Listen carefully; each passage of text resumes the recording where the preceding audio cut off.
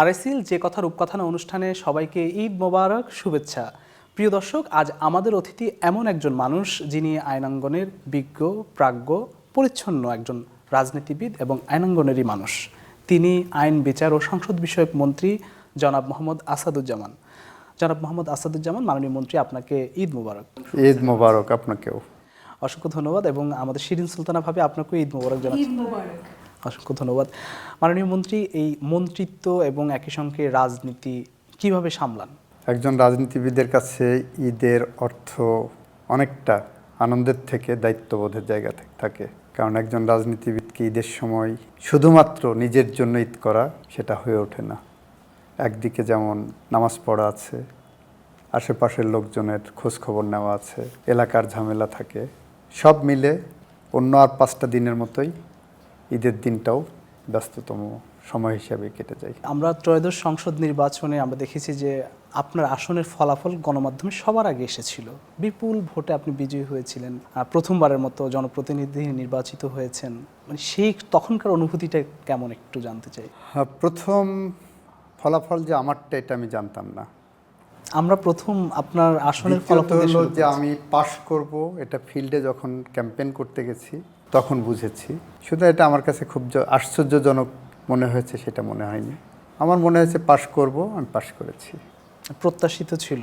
প্রত্যাশিত ছিল। সেই অনুভূতিটা, জীবনে প্রথমবার এমপি নির্বাচিত হয়েছেন, সেটা মানে সেই মুহূর্তের অনুভূতিটা একটু জানতে। যে কোনো রাজনীতিবিদের জীবনে এমপি হওয়ার স্বপ্ন, আজন্মের আকাঙ্ক্ষা, আমার সে আকাঙ্ক্ষা পূরণ হয়েছে। আমি আনন্দিত, আমি উদ্বেলিত, আমি উচ্চকিত এবং আমি যার পর্যায়ে মুগ্ধ যে আমার শুল্কবার মানুষ আমাকে এত ভালোবেসে এতটা ভোট উপহার দিয়েছে। দুহাত ভরে তারা অঞ্জলি যেমন দেয় সেভাবে আমাকে দুহাত ভরে ভোট দিয়েছে। আপনার এই যে সফলতার চূড়ায় উঠেছেন, এটার আসলে অনুপ্রেরণাটা কি? এটার অনুপ্রেরণা আপনার যদি জনগণের প্রতি ভালোবাসা এবং কমিটমেন্ট থাকে, জনসেবা করার কমিটমেন্ট থাকে, তাহলে আপনি আপনার লক্ষ্যে একদিন পৌঁছবেনই। এটাই অনুপ্রেরণা। আমি একটু ভাবিকেও এই প্রশ্নটি রাখতে চাই। ভাবি, এই আপনার পরিবারের এত সফলতা, মাননীয় মন্ত্রীর এত সফলতার পেছনে অনুপ্রেরণাটা কি মনে হয়? এটাই যে উনি প্রথম থেকেই ছাত্র জীবন থেকে ছাত্র রাজনীতির সাথে সম্পৃক্ত ছিলেন এবং এটা সেরকম রাজনীতি যেটা কিনা জনগণের কল্যাণ চায়, এলাকাবাসীর কল্যাণ চায়। উনি ওনার এলাকার উন্নয়ন করতে চাইতেন একদম অনেক অল্প বয়স থেকেই। তারপরে ইউনিভার্সিটিতেও আমি দেখেছি।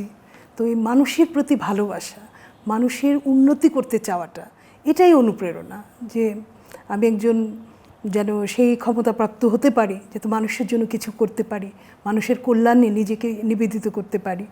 এবং আমি নিজেও ছাত্রনীতির সাথে সম্পৃক্ত ছিলাম, এরকম চিন্তাধারা আমারও ছিল। তো ওই সব কিছু মিলেই এগুলোই আমাদের অনুপ্রেরণা, মানুষের জন্য ভালোবাসা, মানুষের জন্য কিছু করতে পারা। আপনি ছাত্র রাজনীতির সঙ্গে জড়িত ছিলেন, আপনি পরে কি সেটি আর কন্টিনিউ করেননি? কেন পরে করেননি? এই দায়িত্ব এসে গেল, সেইভাবে আর কন্টিনিউ করা হয়নি। কিন্তু মূল যে ধারণাটা, মানুষকে ভালোবাসা, এলাকাবাসীর জন্য কিছু করতে পারা, সেটা তো সবসময় ছিল। আমি একটু এই প্রশ্নটি স্যারকেও করতে চাই। মাননীয় মন্ত্রী একটু শান্ত স্বভাবের কিনা, মানে কখনো রাগান্বিত হন না কারোর সাথে, এমন কিনা? না, আবেগ তো সব কিছু মিলেই, রাগ, শান্ত, ধৈর্য সব কিছু মিলেই। মানে কখনোই রাগান্বিত হন না? না, এটা বললে তো ভুল হবে। মানুষ মাত্রই বিশেষ পরিস্থিতিতে রেগে যেতেই পারেন, রাগ হওয়ার মতো পরিস্থিতি হলে। তবে ওনাকে যথেষ্ট নার্ভ শান্ত রাখতে হয়, কুল থাকতে হয়। মাননীয় মন্ত্রী, আপনাকে দেখে কিন্তু খুব শান্ত মনে হয়। আপনি কি আসলে অনেক শান্ত নাকি রাগান্বিত হন? আমি যদি না রাখতে পারি তাহলে আমি মানুষ না, আমি কেঁচো হয়ে থাকব। যদি সবসময় আমি একইভাবে থাকি তাহলে আমার মধ্যে অনুভূতি কাজ করবে না। আমি মানুষ, নরমে গরমেই মানুষ। আমার যেমন রাগ আছে, আমার ঠিক একইভাবে মানুষের প্রতি ভালোবাসা, মমত্ব বোধ সব আছে। যখন যেটা প্রয়োজন তখন সেই রিয়াকশনটা দেখানোই আমি মনে করি একজন মানুষের পরিণতিবোধ। সেই হিসাবে দুটাই আছে আমার। মাননীয় মন্ত্রী, আমরা এবার একটু হার্ড কোশ্চেনে একটু যেতে চাই, যদিও আজকে ঈদের দিন আমরা সেই হার্ড কোশ্চেনে যেতে চাই না। ত্রয়োদশ সংসদের যাত্রা, গণতান্ত্রিক অগ্রযাত্রা, সেটি শুরু হয়েছে। তো সেক্ষেত্রে মাননীয় প্রধানমন্ত্রী বলেছেন জাতীয় সব সমস্যার কেন্দ্র হবে জাতীয় সংসদ। এবারের সংসদটা কেমন হবে? আমাদের মাননীয় প্রধানমন্ত্রী যথার্থই বলেছেন, সংসদীয় রাজনীতিতে সেটাই হওয়া উচিত যে জাতীয় সকল সমস্যার সমাধান সংসদে আলোচনা করা উচিত ওপেনলি। এবারের সংসদটা ভাইব্রেন্ট হবে, এবারের সংসদ খুব শানিত যুক্তিতে সমৃদ্ধ হবে। এবারের সংসদ যা কিছু করবে অতীতের ভুল থেকে শিক্ষা নিয়ে সামনের দিকে এগিয়ে যাবে। আপনি আইন মন্ত্রণালয় হচ্ছে সবচেয়ে গুরুত্বপূর্ণ মন্ত্রণালয়গুলোর মধ্যে একটি এবং অন্যতম একটি মন্ত্রণালয়, এবং আপনি এর আগে অ্যাটর্নি জেনারেল ছিলেন, এখন এই মন্ত্রণালয়েরই আপনি মন্ত্রী হয়েছেন। চ্যালেঞ্জ আসলে কতটা, কি মনে হচ্ছে? প্রথম কথা হলো যে আইন মন্ত্রণালয় সবচেয়ে গুরুত্বপূর্ণ মন্ত্রণালয়ের একটি, এটা আমি মনে করি না। সব মন্ত্রণালয় গুরুত্বপূর্ণ স্ব সেক্টরে। দ্বিতীয়ত হলো যে আমাদের মতো দেশে যে কোনো মন্ত্রণালয়ের দায়িত্ব নেওয়াটাই একটা চ্যালেঞ্জ। সেই সূত্র ধরে আইন মন্ত্রণালয় সেই চ্যালেঞ্জের বাইরে না। অবশ্যই চ্যালেঞ্জ আছে, আমরা সেটা মোকাবেলা করবো ইনশাআল্লাহ। সেই চ্যালেঞ্জগুলো কি আপনার কাছে মনে হয় যে অনেক কঠিন? যেহেতু আমি ঠিক সেটা মনে করি না, বিকজ আমি এই অঙ্গনে প্রায় 30 বছর। এই 30 বছরের আমার সঞ্চিত অভিজ্ঞতা, আমার নিত্যদিনের যে সমস্যা সংকুল পথ, সেই পথ আমাকে যে শিক্ষা দিয়েছে, সেই অভিজ্ঞতা এবং শিক্ষা থেকেই এই সমস্যাগুলোকে আমি খুব সহজে উত্তরণের পথ খুঁজে পাবো বলে আশা করি। অনেক দায়িত্ব আপনার উপরে, অনেক চ্যালেঞ্জ আছে। বিশেষ করে মাননীয় প্রধানমন্ত্রী কয়েকবারই বলেছেন যে দেশে আইনের শাসন ফিরিয়ে আনবেন। সেই দায়িত্বটুকু আপনার কাঁধে। কিভাবে আসলে মানুষের আস্থা ফিরিয়ে আনবেন বিচার বিভাগের প্রতি? আইনের শাসন ফিরিয়ে আনার জন্য যে উদ্যোগ, সেই উদ্যোগ ইতিমধ্যে আপনারা লক্ষ্য করেছেন। বাংলাদেশে বিচার বহির্ভূত হত্যাকাণ্ড প্রায় শূন্যের কোঠায়। বাংলাদেশের মানুষকে ধরে নিয়ে যে গুম করে দেওয়া প্রায় শূন্যের কোঠায়। রাজনৈতিক প্রতিপক্ষকে ঘায়েল করার জন্য পুলিশ বাদী হয়ে মিথ্যা মামলা করবেন, সেটাও প্রায় শূন্যর কোঠায়। ফলে এই যে পরিস্থিতি, এগুলো তো আইনের শাসনের মহাসড়কে আমরা হাঁটা শুরু করেছি। এটাকে এখন ফাইন টিউনিং করতে হবে। মানুষের আস্থা ফিরছে, এই আস্থাটা ধরে রাখতে হবে এবং আস্থাটা বৃদ্ধি করতে হবে। সেটাই আমরা করে যাচ্ছি।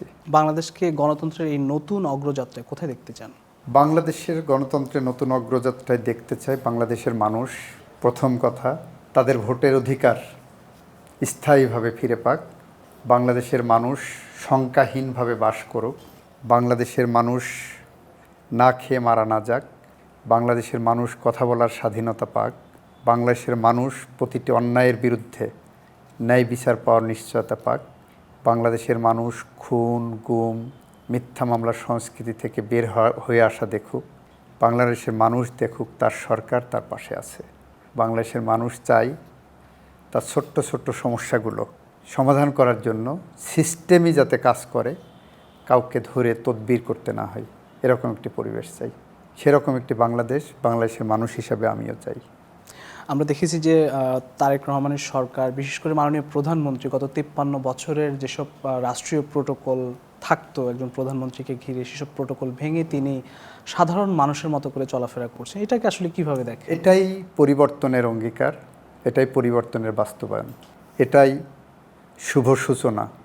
সম্ভবত এই ধরনের কাজের জন্যই ওই প্রবাদটি প্রযোজ্য, morning shows the day, childhood shows a man. সুতরাং আমার আগামী দিন কেমন হবে তার একটি জানান তারেক রহমান দিয়ে দিয়েছেন। আমাদের মাননীয় প্রধানমন্ত্রী আমাদের প্রথম বৈঠকেই সংসদ সদস্যদের সাথে নিয়ে পার্লামেন্টারি কমিটির প্রথম বৈঠকেই উনি বলেছেন এমপিদের জন্য কোনো বিশেষ ট্যাক্স ফ্রি গাড়ি হবে না, এমপিদের জন্য বিশেষ প্লট বরাদ্দ হবে না। এই যে দুইটা মেসেজ, এই মেসেজের অর্থ হলো এমপিরা জনসেবায় নিয়োজিত থাকবেন। আমাকে তো কেউ জোর করে এমপি বানাতে চাননি যে আপনাকে এমপি হতে হবে। আমি এসেছি জনসেবা করব বলে। এখন আমি এসেই যদি আমার ট্যাক্স ফ্রি গাড়ি দরকার, আমার প্লট দরকার, আমার বাড়ি দরকার, আমার এটা দরকার, আমার ওইটা দরকার, সেইটা যদি আমি এসেই শুরু করে দিই, তাহলে তো আমি জনসেবার যে ব্রত নিয়ে এসেছি সেটা করতে পারবো না। এবং মাননীয় প্রধানমন্ত্রী যথার্থভাবে এটা অনুধাবন করে প্রথম মিটিংয়ে এটা বলেছেন। ওনাকে ধন্যবাদ। এবং আমরা বিশ্বাস রাখি ওনার দেখানো পথ ধরে এই বাংলাদেশ পরিবর্তনের যে আহ্বান পেয়েছিল সেই পরিবর্তন দেখবেন। অসংখ্য ধন্যবাদ। আমরা এই পর্যায়ে একটি বিরতি নিতে হবে। আমরা শিরিন সুলতানা ভাবিও আমাদের সঙ্গে আছেন। প্রিয় দর্শক, RSL যে কথা রূপকথা অনুষ্ঠানে নিচ্ছে একটি ছোট্ট বিরতি, ফিরছি একটু পর, সঙ্গেই থাকুন।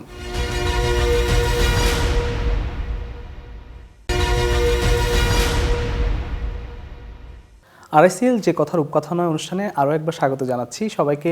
ঈদ মোবারক। আমাদের সঙ্গে আছেন আইন বিচার ও সংসদ বিষয়ক মন্ত্রী মোহাম্মদ আসাদুজ্জামান। আমরা আবারও স্বাগত জানাতে চাই। স্যার, আপনাকে অসংখ্য ধন্যবাদ। এই ঈদের দিনও আমাদেরকে অনেক ব্যস্ততা রেখে সময় দিয়েছেন। আপনাকেও ধন্যবাদ। অসংখ্য ধন্যবাদ। আমি প্রশ্নে যেতে চাই, রাজনীতি এবং মন্ত্রিত্ব দুটোকে আসলে কিভাবে সামঞ্জস্য করেন বা সামলান? দুটো একে অন্যের পরিপূরক। আপনি রাজনীতি করেন জনগণের জন্য, আপনি মন্ত্রিত্বও করেন জনগণের জন্য। শুধু রাজনীতি করলে ক্ষমতা যদি না থাকে, আপনি জনগণের জন্য যতটুকু করতে পারবেন, আপনি মন্ত্রিত্ব পেলে জনগণের জন্য হয়তো আরও একটু বেশি করতে পারবেন, পলিসি লেভেলে কন্ট্রিবিউট করতে পারবেন, সঠিক রোগ নির্ণয় করে সেখানে ওষুধ লাগাতে পারবেন।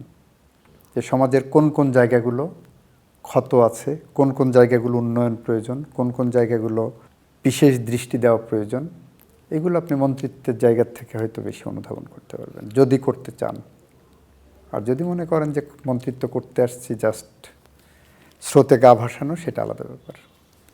আমি একটু এই প্রশ্নটি করতেই চাই আপনাকে। আমাদের জীবনে প্রথমবার এমপি হয়েই প্রথমবার মন্ত্রিত্ব পেয়েছেন এবং বড় দায়িত্ব পেয়েছেন, পূর্ণাঙ্গ মন্ত্রী হয়েছেন। মানে প্রথম যখন ফোন পেলেন তখন আসলে কেমন লেগেছিল? তখন একটু ঘোরের মধ্যে ছিলাম, সত্যি বলতে কি। ক্যাবিনেট মিনিস্টার, এমপি হয়ে কেবল আসলাম, সে একটা আনন্দের পরিবেশে ছিলাম।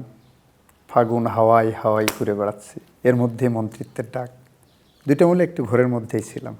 এখন সেটিকে কিরকম মনে হচ্ছে যখন একদম দায়িত্ব ঘোর চলে গেল? কেটে কঠিন বাস্তবতাই, দিন নেই রাত নেই, কাজ করতে হচ্ছে। শুধু কাজ না, প্রতিটি কাজের উপর স্পেশাল কনসেন্ট্রেশন দিতে হচ্ছে যাতে কোনো ভুল না হয়। কারণ জনগণ আমাদের দেখছেন, আমরা জনগণের পরীক্ষা কেন্দ্রে আছি, জনগণের পার্মানেন্ট পরীক্ষা কেন্দ্রের মধ্যে আছি। প্রতিদিন আমরা পরীক্ষা দিচ্ছি, আমাদের চাল চলন কথাবার্তা সব কিছুর মধ্যেই আমরা পরীক্ষা দিচ্ছি। সুতরাং জনগণ আমাদের সমালোচনা করবেই। এটা যেমন একদিকে আমার উপরে একরকম চাপ, অন্যদিকে এটা আমার সঠিক পথ চলার একটি পাথেয়। জনগণ যদি ভিজিলেন্ট না থাকে, আমি বিপদগামী হওয়ার সম্ভাবনা থাকব। সেই কারণে এই পরীক্ষা ভালোই লাগছে। ইনশাল্লাহ আমরা চাই আপনি সে পরীক্ষা উত্তীর্ণ হবেন। আমি একটু ভাবির কাছেও সে অনুভূতির কথাটুকু জানতে চাই। প্রথম এমপি হয়ে প্রথম যখন মন্ত্রিত্বের জন্য ডাক পেলেন, ফোন পেলেন, আপনি শুনে আসলে আপনার অনুভূতিটা একটু জানতে চাই। অনেক বেশি আনন্দে আপ্লুত হয়েছি, আবেগের বিহ্বলতায় ভেসে গেছি। জানতাম যে আমরা বের হয়ে আসব, আমরা একটা, কিন্তু এত বড় দায়িত্ব একেবারে প্রথমেই খুব ভালো লেগেছে। সেই সাথে একটু চিন্তাও যে হয়নি, যে কারণ এখন সংক্ষেপে বলতে গেলে এটা হলো আরও বেশি দায়িত্ব, আরও বেশি কর্তব্য। আগে ছিল শুধু কমিটমেন্ট, আর এখন সেই কমিটমেন্ট ধরে জনগণের জন্য একেবারে বাস্তব ফিল্ডে নেমে কিছু করতে পারা, সেই জন্য নিজেকে নিয়োজিত রাখা। আপনারা সবাই আমাদের জন্য দোয়া করবেন যেন উনি আরও ভালোভাবে দায়িত্ব পালন করতে পারেন। ঈদের দিনে এটাই আমাদের প্রত্যাশা, যেন আরও ভালোভাবে জনকল্যাণে নিজেদেরকে নিয়োজিত করতে। মাননীয় মন্ত্রীকে এখন আপনাকে সময় দিতে পারেন? এখন যদি সময় দিতে পারেন বলি তাহলে মিথ্যা কথা বলা হবে, কিন্তু এই যে ঘরে যতটুকু থাকেন এতটুকুই তো আমার সময়, আর বাকি সময়গুলো আমরা জনগণের সাথে, মানুষের কল্যাণের সাথে ভাগাভাগি করে নিয়েছি। অসংখ্য ধন্যবাদ। আমরা একটু আবারও স্যারের কাছে যেতে চাই। আমরা জানি যে আপনি আইন মন্ত্রণালয়, একজন আইন মন্ত্রী বাংলাদেশের, খুবই কঠিন দায়িত্ব, একেবারে চ্যালেঞ্জিং একটি দায়িত্ব। সেই ক্ষেত্রে আপনি পাশাপাশি লেখালেখিও করেন। সম্প্রতি আমরা এই আপনার যে বইমেলা আমরা দেখেছি যে আপনি একটি বইও লিখেছেন মাধবীর জন্য। তো সেখান থেকে মানে সেটি কাকে উদ্দেশ্য করে লিখেছেন? এবং আমরা দেখছি যে ভাবির শাড়ির মধ্যেও মাধবী আঁকা রয়েছে। কাকে উদ্দেশ্য করে লিখেছেন একটু যদি বলতেন। মাধবীকে এ প্রশ্নের উত্তর আমি দেব না। যদি এটা দিতে যাই তাহলে আমার লেখার প্রতি মানুষের যে আগ্রহের জায়গাটা সেটা হারিয়ে যাবে। সুতরাং এটা অজানাই থাক। দ্বিতীয়ত হলো, মাধবী রবার্ট ব্রাউনিংয়ের দি প্যাট্রিয়ট কবিতার মতো, কিংবা সমরেশ মজুমদারের কালবেলা কালপুরুষের অনিমেষ মাধবীর মতো, কিংবা নিমাই ভট্টাচার্যের মেম সাহেবের মতো, কিংবা শফিক রেহমানের মঈন মিলার মতো একটা চরিত্র, যেটাকে সাহিত্যের ভাষায় বলে ড্রামেটিক মনোলগ। এরকম একটি চরিত্রের কাছে লেখক তার সুখ দুঃখ আনন্দ বেদনার অনুভূতি প্রকাশ করে। যে কথা লেখক কাউকে বলতে পারছে না, সেটা মাধবীকে জানাইতে মাধবী একটি উপন্যাস হয়ে উঠেছে, যার নাম হয়েছে শুধু মাধবীর জন্য। এটা এবার 21-এর বইমেলায় মোড়ক উন্মোচন করা হয়েছে। আমরা যদি 2-4 লাইন এখান থেকে শুনতে চাই, যদি আমাদের দর্শকদের উদ্দেশ্যে বলেন। পড়ব? অনুমতি পেলাম। অবশ্যই। 10ই ডিসেম্বর 2025 সালে মাধবীকে লিখেছিলাম, মাধবী, আজ কাকডাকা ভোরে উঠে মোবাইলটা হাতে নিয়ে সার্ফিং করছিলাম, তোমাকে ভাবছিলাম। হঠাৎ ফেসবুকে রিলে মান্নাদের একটি গানে চোখ আটকে গেল। গানটি আগে অনেকবার শুনেছি, আজ একরাশ মুগ্ধতা নিয়ে আবার শুনলাম। শুধু শুনলাম আর শুনলাম, কয়েকবার শুনলাম। ভাবলাম কি করে গানের কথাগুলো তোমার সাথে এত মিলে গেল। ভাবলাম গীতিকারের সাথে কি তোমার আগের পরিচয় ছিল। কত 7-5 ভাবলাম, কত জটিল কঠিন সমীকরণ মেলালাম, কিন্তু কোনো হিসাবই মিলল না। গীতিকার এই গান রচনার অনেক পরে হয়তো তুমি জন্মেছিলে। তারপর মনে হলো সনাতনী ধর্মের লোকেরা তো পুনর্জন্মে বিশ্বাস করে। তখন ভাবলাম, তাহলে কি আগের জন্মে তার মাধবী ছিলে, অথবা নীলাঞ্জনা কিংবা বনলতা? সে যাই হোক, তুমি ওই গানটা শুনে দেখো, তুমিও পড়ে দেখো ওই গানের কথাগুলো, যা তোমার জন্য নিচে কিছু অংশ তুলে ধরলাম। এ নদী এমন নদী, জল চাই একটু যদি, দুহাত ভরে উষ্ণ বালু দেয় আমাকে। এ প্রিয়া এমন প্রিয়া, সোহাগে ভরলে হিয়া, কেবলই কেবলই বিদ্রূপ আর পাকা কথাই বলতে থাকে। এ প্রিয়ার চোখের পাতা ছায়াতে হয় না কালো, কখনো নয়ন তারায় ঝরে না স্নিগ্ধ আলো। প্রিয়ার নেই তো জানা ক্ষমা যে কাকে বলে, মমতা করুণা সে যতনে এড়িয়ে চলে। কি অদ্ভুত মিল, তাই না? খুব চমৎকার, খুব মানে একেবারে ছন্দ মিলিয়ে গেছে প্রত্যেকটি লাইনে লাইনে। এটি কি আপনার প্রথম বই, না এর আগেও লিখেছেন? এটাই আমার প্রথম বই। এটা আমি 243টা পর্ব হয়েছে, তার মধ্যে এই বইয়ের মধ্যে 125টা পর্ব এসেছে। মানে সামনে আমরা আরো বই পাবো? আরও পাবেন। আরও একটা বই আমার লেখা রেডি আছে, সেটা হলো আমার বেড়ে ওঠা আমার বড় হওয়া, যেটা আমার শৈশব কৈশোর আমার বিশ্ববিদ্যালয় জীবন পর্যন্ত আমি কভার করেছি। আমরা একটু মাধবীকে আমরা একটু ভাবির কাছ থেকে শুনবো, তবে একটু আবারও প্রশ্ন করতে চাই ঈদ নিয়ে। আমরা আপনার ছোটবেলার ঈদ, এখন মন্ত্রী হয়েছেন, এবারের ঈদ, পার্থক্যটা কোথায়? ছোটবেলার ঈদ ছিল কোনো দায়িত্ববোধ ছিল না, শুধুই আনন্দ, সীমাহীন আনন্দ। দায়িত্ব এবং কর্তব্য যা বিষয় সবই বাবা মায়ের। বড় হওয়ার পরে যখন সংসার পেতেছি, তখন দায়িত্ব কর্তব্যবোধের গণ্ডি ছিল শুধু পরিবার।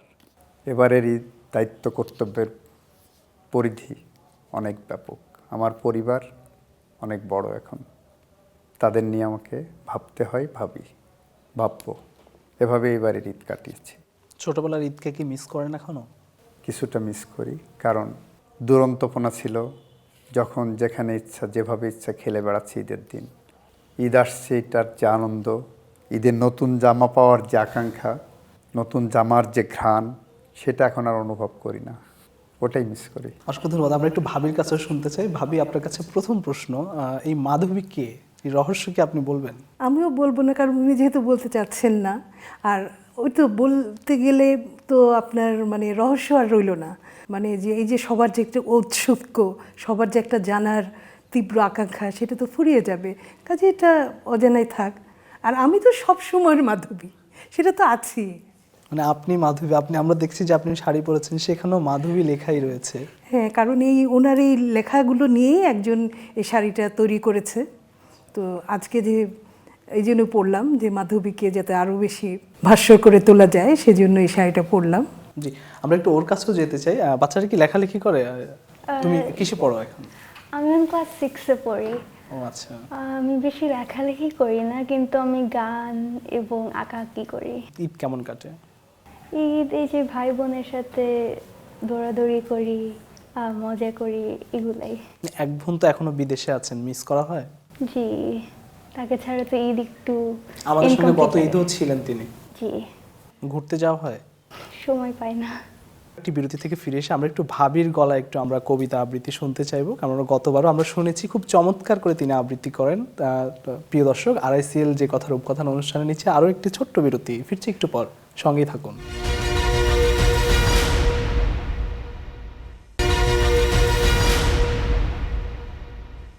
RSL যে কথা রূপকথা নয় দেশ টিভির ঈদ বিশেষ এই অনুষ্ঠানে সবাইকে আরও একবার স্বাগত জানাচ্ছি। আমাদের সঙ্গে আছেন আইন বিচার ও সংসদ বিষয়ক মন্ত্রী জনাব মোহাম্মদ আসাদুজ্জামান। আমরা আরও একবার স্বাগত জানাচ্ছি আমাদের এই অনুষ্ঠানে। স্যার, প্রশ্নে চলে যেতে চাই সরাসরি, তারপর হয়তো ভাবির কাছে যাব।